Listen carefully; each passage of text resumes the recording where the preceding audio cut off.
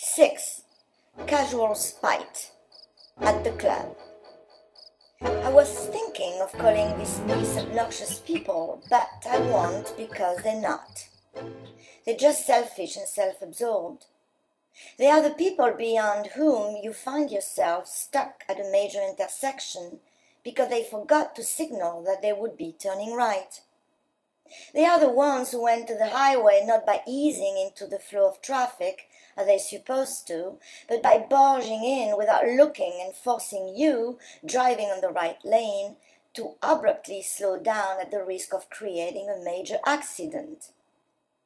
They're also the ones who speak on their cell phones wherever they happen to be, regardless of those around them. In line at the market, sitting at the coffee shop, in waiting rooms, in elevators, on the trail.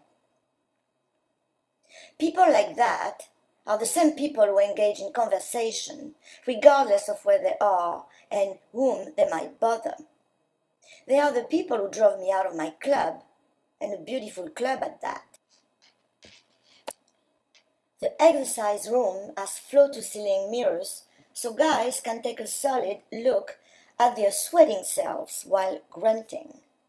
I have noticed that women tend not to look at themselves while exercising, and if they do, they stare only at their faces. In any case, at my club, the exercise room has about 30 machines. It's not a large room, and in that lays the problem. It's a bit cramped, and people are in each other's space.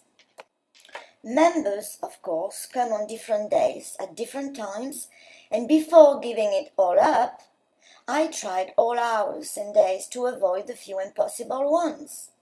Those who come not only to exercise, but to socialize.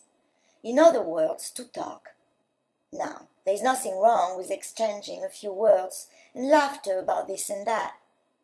But engaging in a full conversation, or worse, in a full monologue, going on and on about the story of their life at home, at the office, at the doctor. I like to read on the treadmill, a pleasure that goes to hell when a woman, for instance, comes to chat with another woman who happens to be on the treadmill next to mine.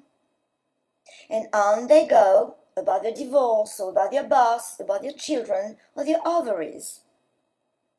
I once tartly broke into such a dialogue to point out that there was a lounge available for social interacting.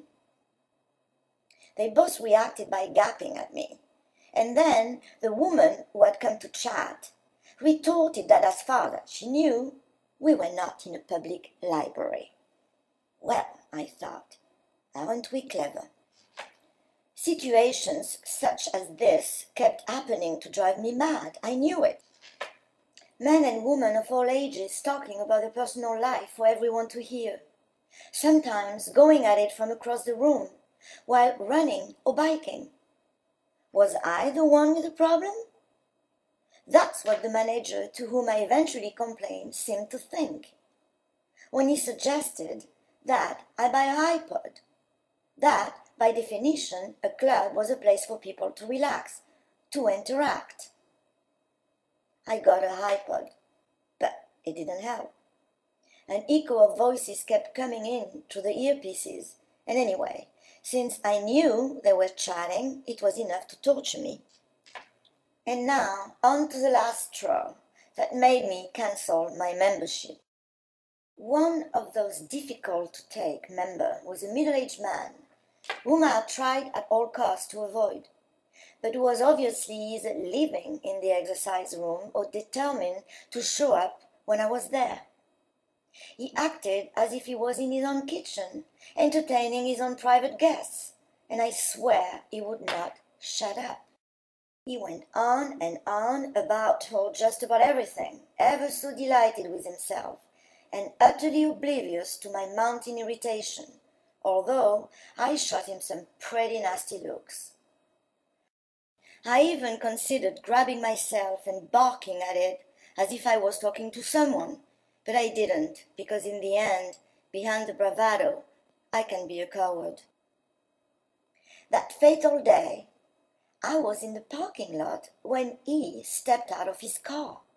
Unbelievable, I thought, tensing up.